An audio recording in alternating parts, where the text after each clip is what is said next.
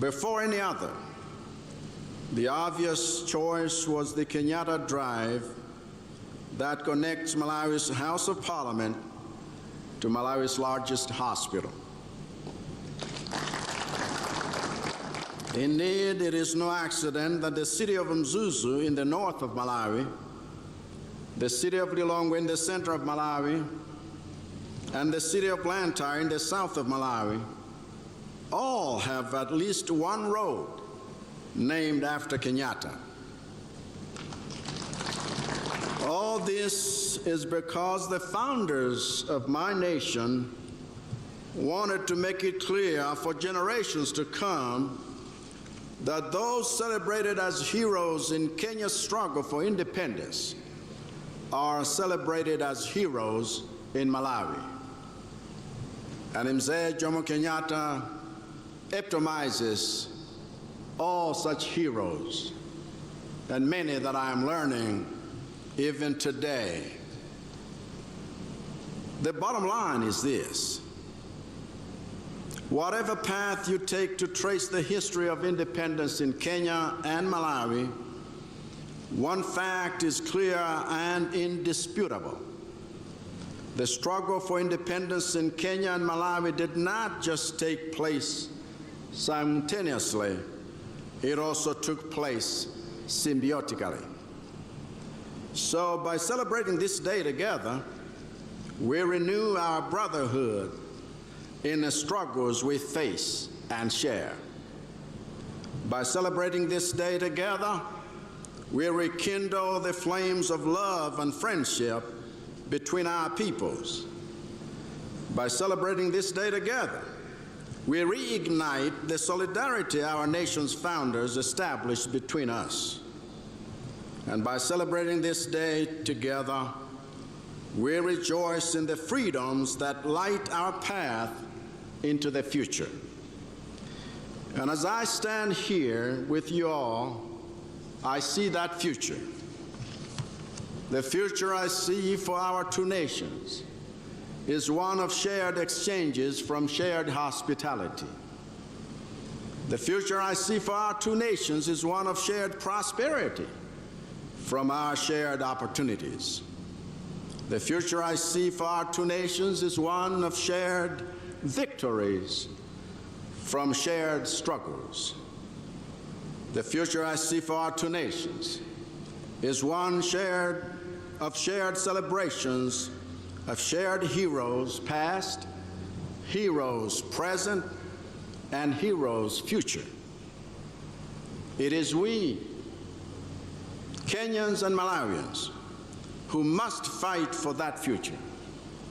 It is we, Kenyans and Malawians, who must pursue that future. So let us create that future, a future of peace, a future of transformation, a future of genuine love amongst ourselves, because Africans, this is the future we desire. Let us build that future. Let us birth it, if we please. Let us become that future. And God bless Kenya and God bless Malawi. Asanteni sana, mabibi na mabwana. Nashukuru sana.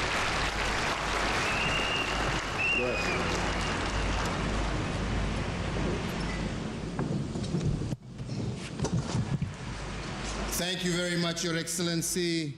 Tumpigie makofi tena ya kumshukuru. Asante na tuketi. Asante. Your Excellency, President Lazarus Chakwera, President of the Republic of Malawi, Your Excellency Monica Chakwera, First Lady of the Republic of Malawi, let me once again thank you, Your Excellency, for taking time, accepting our invitation, and joining us on this Mashujaa Day. And through you, Your Excellency, the Governor of Kirinyaga, Let me also thank, through you, the people of Kirinyaga for your hospitality and indeed the warm welcome that we have received to this beautiful county at the footsteps of Mount Kenya. This is the 10th time that we are celebrating our nationhood, identity and diversity away from our capital city of Nairobi. We have previously marked national days in other countries.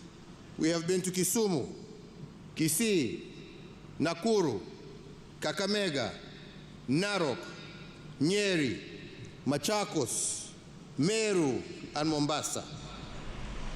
And today we gather here in the county of Kirinyaga to celebrate the makers of our nation.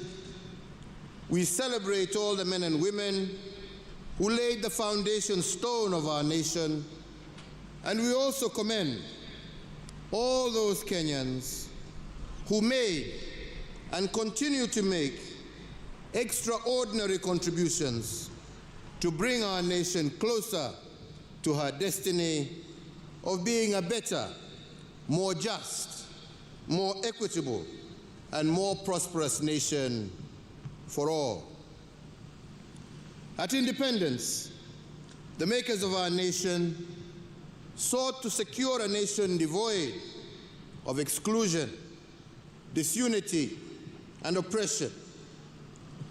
Through their hard work, dedication, and sacrifice, today we are a thriving democracy.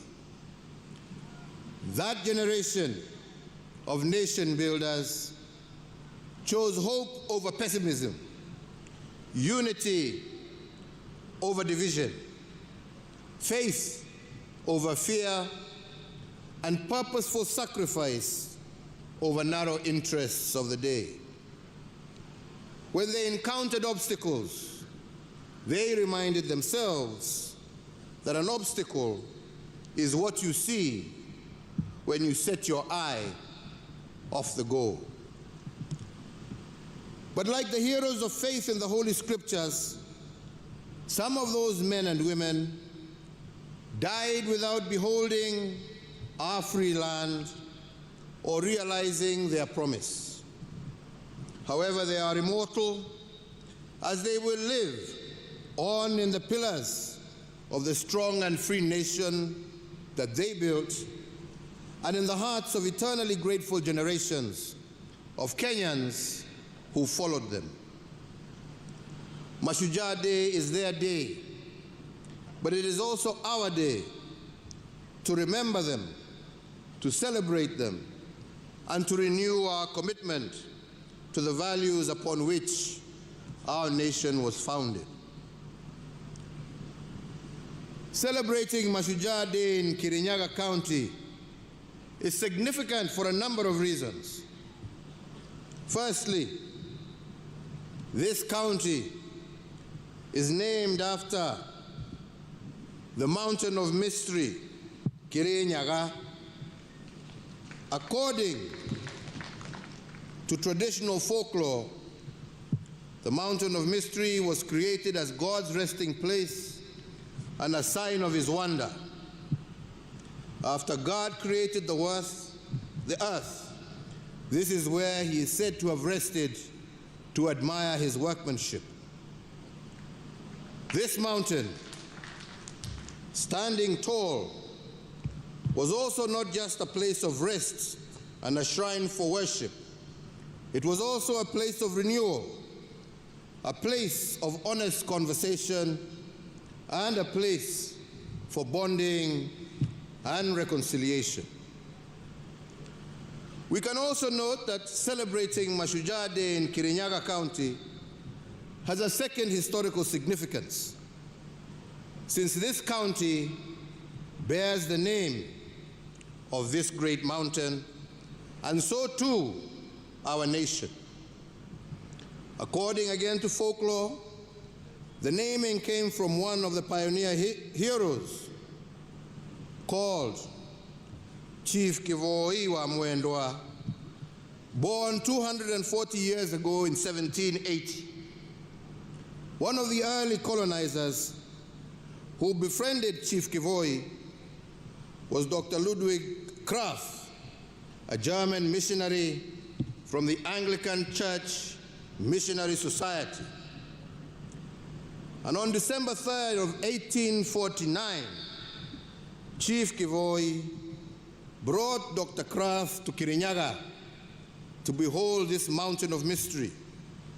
And when asked through an interpreter what the name of the mountain was, Chief Kivoi told the white fellow that the name of the mountain was Kirinyaga. According to folklore, he pronounced it in a Kamba accent, but what the colonizer heard was kirinyaga. And from this conversation, the name of our nation, Kenya, was born 200 years ago. Kirinaga County is therefore at the heart of a very rich heritage as a nation. The development of the then Kirinyaga district, created out of the western part of Embu district in 1963, has closely mirrored that of the wider country, culminating with the advent of devolution. The 20th of October is a significant date in our history because in 1952, this was the day that a state of emergency was declared on our land by the colonizers, and hundreds of our founding fathers were arrested. But when our founding fathers, led by the likes on future generations, the commitment as declared by our forefathers is a sacred obligation today, and it is so from one generation to the next. Mzee Jomo Kenyatta, representing the founding fathers, had this to say on the task at hand. And he said, and I quote, that our children will learn about the heroes of the past, but our task is to make ourselves the architects of the future. This is a challenge he posed not only to his generation, but to all Kenyan generations to come. Each generation must not focus only on past heroism, but it must also continuously strive to be the architects of their own brighter future. For us to become architects of the future, we must begin by protecting what was left behind to us by the heroes who liberated this country. And in particular, we were charged with a great responsibility of taking care of our territorial integrity. Since the dawn of our republic, on many occasions, we have experienced territorial aggressions to the sanctity of our borders. Some have been driven from within and others from without. But the message of our founding fathers to these aggressors was simple: not an inch less, not an inch more. And this is the message that must reverberate across the collective quarters that are bent on annexing any part of the territory known as the Republic of Kenya. The resolve of our founding fathers rings as true today as it did then. Not an inch less, not an inch more. And we as Kenyans say this because we are a nation content with our country's bounty and also content with the splendor within our borders. So, fellow Kenyans, the transformation of our security sector has without doubt been one of the most significant endeavors of my administration. We continue to add new arrows in the quiver of our national security by retooling the resources and capacity of our security agencies. This visible transformation of our security organs has been done in honor of their national duty of defending our sovereignty, maintaining our territorial integrity, securing our borders, and preserving our cherished freedoms and our way of life. As an affirmation of this, today, Kenya's police to population ratio is at its highest level in our history and is higher than the UN prescribed standard. Similarly, in the last 8 years, we have undertaken the most consequential and expansive modernization of our military in our nation's history. We continue to tool and to retool our security resources to the highest standards in order to keep our people safe and secure and to preserve our territorial integrity in a just, fair, democratic, and safe country for all. But aside to this, we have also invested in the welfare of those charged with our security personnel, which include a review of their remuneration, benefits, and other allowances, upgrading of housing, provision of insurance, and increasing the capacity of the health facilities used by our security personnel. In addition to what we have already done, we are also building an additional 4 hospitals to cater for them and their dependents in recognition of the heavy toll placed on them and their families. Fellow Kenyans, ladies and gentlemen, now I must return to the subject of being architects of the future. When our founding fathers charged us with this task, they told us, what they told us is that the future is not a destination out there waiting for us. It is a destination that we create, block by block. It is like an open book that you write, page by page, moment by moment. But you do not realize it until you are met by unexpected challenges. Challenges like COVID-19. And then all of a sudden, you are placed upon the horns of a dilemma. You can either choose to see obstacles in every opportunity or opportunity in every obstacle. This, fellow Kenyans, is the foundation of any successful nation state. It is about choices. Yet, it is in moments like this that the true character of a nation and a people is revealed. I am proud to say that with the COVID-19 crisis, our state of mind as a government has been one of finding opportunities in every problem occasioned by COVID. Instead of focusing on what is, we have focused on what could be. And this optimism by government, coupled with a basket of stimulus instruments, is what has thrust our economy into rapid recovery, while the global economy, we all know, contracted by an average of 3.6% last year. We managed to grow our economy by 0.3% over the same period, and this year it is projected to grow by 6% despite the ravages of COVID.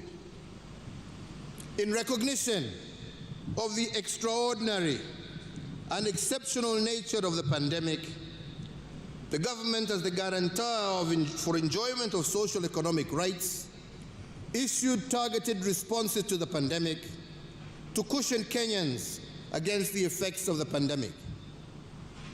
My administration made various policy interventions with a view of putting money in the pockets of Kenyans.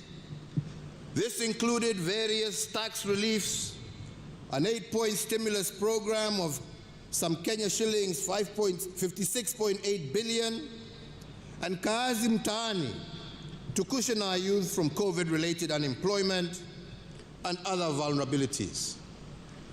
Today, this economic rebound is also reflected in the strong revenue performance, as at the end of September 2021, with the ordinary revenue of our country having increased by some 26.8%. There are many indicators which demonstrate how we took advantage of the opportunities and the problems presented to us by COVID-19, and we shall be elaborating further during our scheduled State of the Nation address in Parliament. But just to name a few examples, for instance, the management of the Kenya Meat Commission was replaced during the thick fog of COVID-19. The Department of Defense took 1 year to refurbish the commission and reopened it in April of this year. I am happy to note that in the 6 months, KMC got out of debt and increased the number of head of cattle processed a day from 8 to 185, 23 times what the old KMC used to process. Today, KMC is paying farmers within 72 hours for livestock delivered at a rate of Kenya shillings 185 per kilo for cattle. In fact, the previous commission had paid a total of Kenya shillings 52 million to farmers between the months of April to September 2020. By comparison, the new management of KMC that reopened the plant in April of 2021 has to date, in those short period, paid out a total of Kenya shillings 643 million, representing an increment of over 1,200%. Another area of transformation under the COVID duress is the tea sector. And the story of our tea sector is one that must be told. This sector has been the predatory grounds for cartels for many decades. But it has now been liberated, and its performance has started to improve.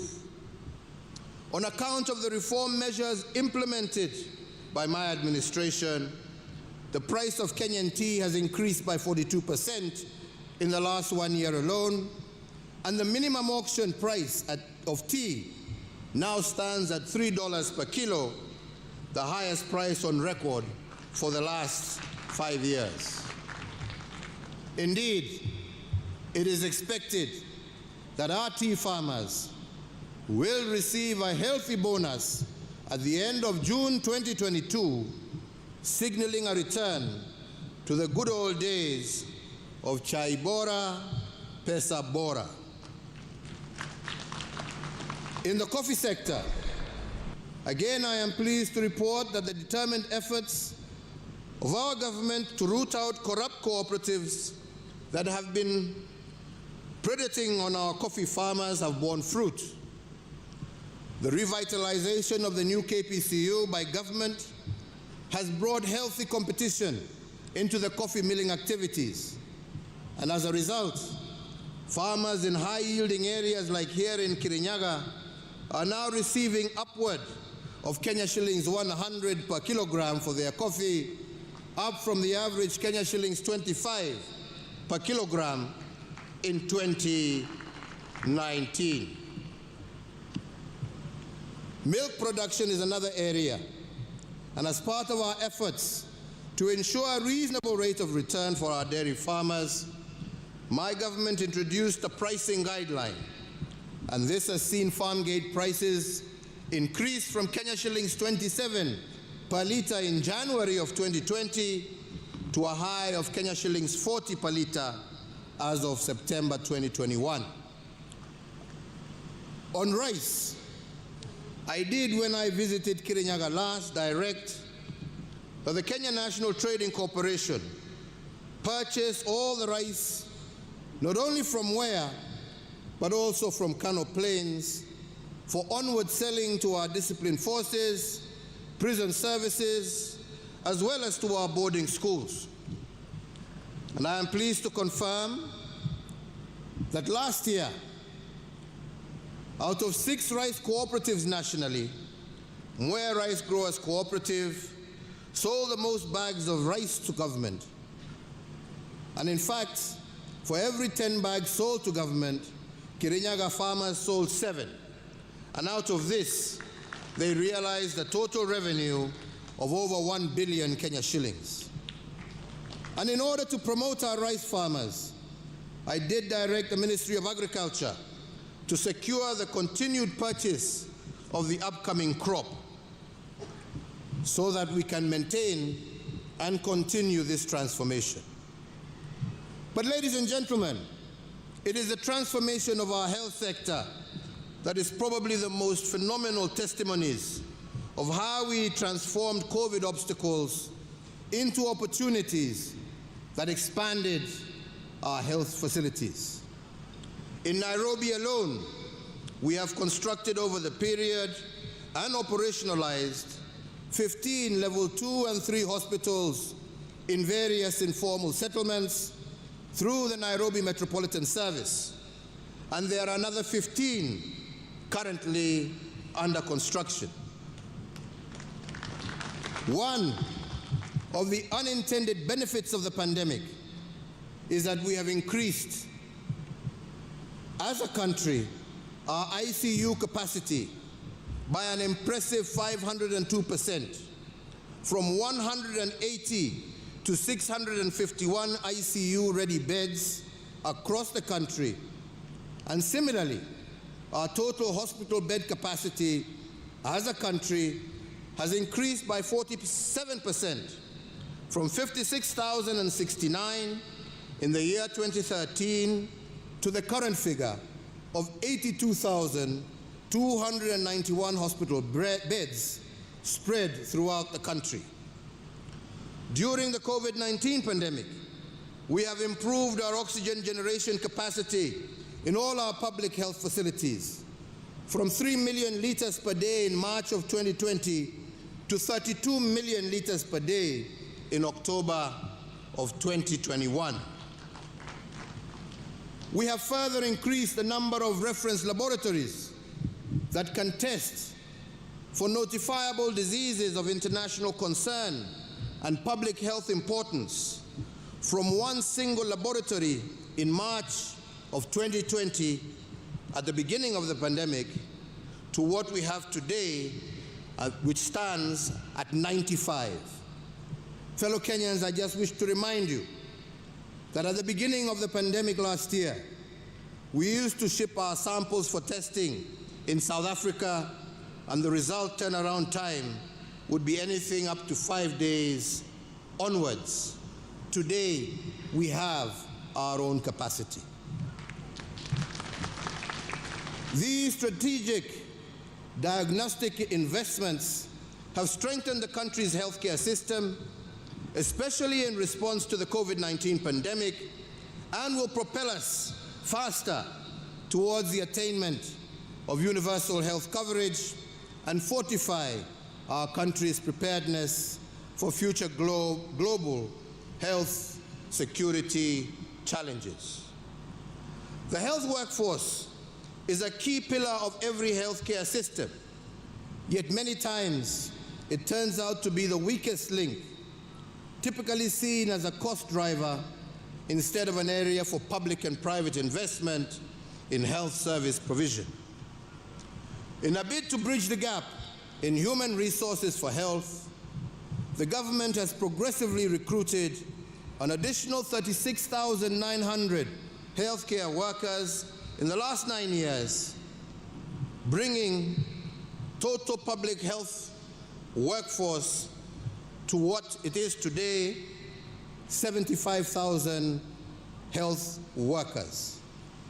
The mid-level healthcare worker plays a critical part and role in the health service delivery throughout all levels of care, specifically at the primary care level. And to this extent, we have expanded the capacity of our medical training colleges to train this critical mass of health experts from 28 KMTC campuses in 2013 to the current 71 campuses spread across 44 of our 47 counties.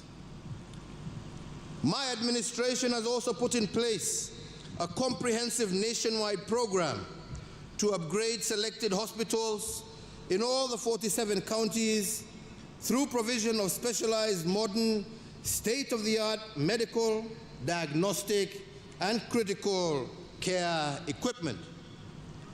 Through the Managed Equipment Services project, whose objective was to improve access to quality specialized healthcare services throughout our country, under this project, we have identified and equipped 115 hospitals with various theater equipment, 101 hospitals with various radiological and imaging equipment, 14 facilities with ICU equipment, and 54 facilities installed and commissioned renal equipment for dialysis. Through this massive investment, 628,000 people have benefited from theater services, 587,000 people have benefited from dialysis out of the 577 dialysis machines installed, and 23,574 people have benefited from ICU services, and over 5.7 million Kenyans have been served using the 22 MRI machines, the 214 X-ray machines, the 83 CT scanners, and the 229 ultrasound equipment that we have installed in various hospitals. All these some investments have so far benefited over 6 million patients and saved our country an equivalent of 131 billion shillings. Ladies and gentlemen, just the other day, I opened the Integrated Molecular Imaging Center at Kenyatta University Hospital. This is not just a first for Kenya, but for our entire sub-region. As a result, many of our citizens suffering from cancer will now have the benefit of early detection, leading to early treatment and cure, thus saving many lives. This, in addition to the millions of shillings that families who would have been forced to travel abroad seeking treatment for their loved ones will now save. 3 other areas have thrived despite the COVID dispensation. The first one is our robust infrastructure development. And indeed, to celebrate our Mau Mau liberators, a 582-kilometer road called the Mau Mau Road is under construction in their honor. And this will be the single longest road constructed in Kenya since independence. It runs through Meru County, from Kieni to Mara, through Embu County, from Kairore to Irangi, through Tharaka County, from Kibuga to Itunguro, and in central Kenya, it runs from Mudhidhi to Kiangwashe and from Kembe to Mogumo Road. This is longer than the Nairobi-Mombasa highway by 140 kilometers, and it follows the warpath taken by our Mau Mau liberators as they fought the colonizers. And once complete, travelers on these roads will be able to connect to various parts of the country without necessarily having to pass through Nairobi. Another piece of infrastructure that I believe would make our founding fathers proud is the Nairobi Expressway. This is the largest expressway in Africa, stretching a total of 27 kilometers, running from Mulolongo in Machakos County to Rironi in Kiambu County. And from Rironi, plans are underway for another dual carriage that will soon be launched that shall run all the way to Mau Summit, traversing the Rift Valley. In total, we have had 7,991 kilometers of new tarmac road with an additional 4,800 kilometers currently under construction.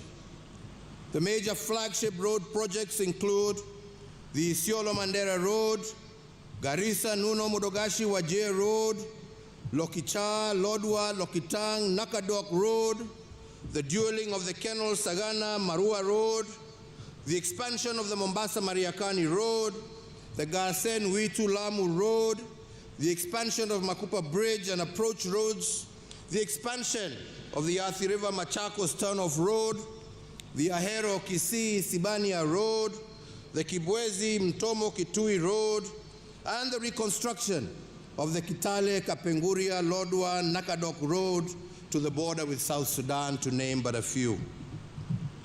The second area that has also thrived during the last 2 years is the digitization of our economy as a measure of improved governance. In keeping with being architects of their own future, young people drawn from all over the Republic are the driving force behind seminal programs that will revolutionize the way we conduct business in our country. This is a project that has been dearest to my heart, especially in being blessed with the opportunity of engaging and working and seeing the potential of our young men and women when given an opportunity. I will elaborate on this on another occasion, but today permit me to focus primarily on the land sector, titles, on airport runways, and all of this because titles were issued without reference to geographical coordinates or what experts call georeferencing. To stop land fraud, therefore, we are now in the process of cleaning all title deeds to ensure they have a corresponding geographical coordinate, and this will help stamp out the fake title deeds and restore the sanctity of the title deed as envisioned by our founding fathers. The major advantage in digitizing our land registry under the system now known as Ardhi Sasa is that where it took you a minimum of 6 months to do a single land transaction, this has now been reduced to 48 hours or 2 days in the registries that we have digitized. Where once it took 1 and sometimes 3 months to obtain an official land search, the Ardhi Sasa system will give you a land search result in 3 to 5 minutes. And now, with digitization, we have the platform to ensure that every inch of Kenya is mapped and all areas eligible for allocation and issuance of titles have an accurate, secure, and fraud-free system of issuance. It is my belief that after digitization, issues of land titling will be sorted out once and for all. And I say so because my administration has already issued 5.3 million titles under the manual registry in only 8 years. That is equivalent to the number of title deeds issued by the colonizers and the first three administrations combined in a total of 125 years. So I believe that if we have achieved 5.3 million titles in 8 years under an archaic system, how much more will we be able to achieve once the national system is completely digitized? Added to this, we have taken the independence-era dream of decent, affordable shelter and used policy instruments and incentives to make it a reality. The time is One such intervention p.m. is that anyone registered as a pensioner can withdraw up to 40% of their pension and use it to get a housing mortgage. Additionally, we have exempted first-time mortgage holders from payment on stamp duty, and in addition to a range of incentives for developers who build units under the Affordable Housing Program. Further, and on digitizing our economy, in April of 2013, during my first few months as president, I directed the National Treasury to conduct a detailed survey of all chargeable government services to ascertain how many of these services were paid through digital means. The survey found that over a third of all payments to government were cash-based, presenting a high opportunity for leakage and abuse of the system. In one case, 60% of revenues were spent on making collections. By launching the e-Citizen platform in August of 2014, 350 government services have now been migrated to the e-Citizen platform. And in the 7 years since its inception, the e-Citizen has served a total of 27.2 million unique customers and collected over Kenya shillings 87.1 billion in revenues. Fellow Kenyans, our forefathers' quest for a just and fair nation for all will only be truly realized when we have every single service delivered through a transparent and accountable channel. Therefore, digitization is an important part of our endeavor to improve delivery of government services. Digitization aims to eliminate the duplication of efforts in data collection, processing, storage, and production of identification documents, which has been a feature of government operations since the dawn of our republic. Our policy interventions will also enhance the security of the current ID card through the implementation of a microchip electronic identity card that mitigates against emerging security threats such as identity theft, fraud in financial transactions, and the creation of false identities that are utilized in terrorism and other major crimes.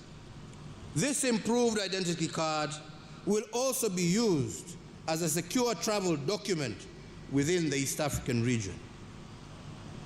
To those of you, my friends, who are used to analog systems in order to facilitate corruption, I tell you that the end is nigh, notwithstanding how many court orders you procure, hii itafika mwisho. To all Kenyans, for us to achieve most of these things under the COVID restrictions, I want to thank you. Without your civic responsibility, innovation, and resilience, none of this would have been made possible. From very early in the COVID crisis, I appeal to you to be your brother's keeper and to exercise restraint as we navigate through this unfamiliar enemy. And all of you, each and every Kenyan, made us proud by doing this.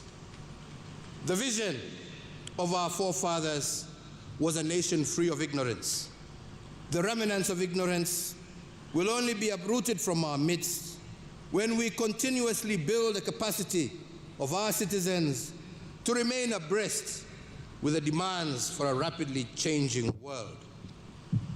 It is against this backdrop that we instituted reforms in our education sector that led to the introduction of the competency-based curriculum, or CBC. As a mark of this seminal transition, we now have 2 cohorts of children in pre-primary and 5 cohorts of our children in primary school who are the pioneers of this groundbreaking curriculum. The grade 5 cohort has only 1 year to go before they join junior secondary school or grade 7. In total, we note that over 8.1 million children are now part of the